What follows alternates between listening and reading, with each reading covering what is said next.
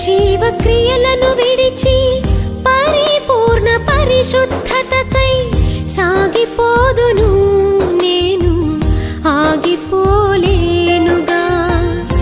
నిర్జీవ క్రియలను విడిచి పరిపూర్ణ పరిశుద్ధ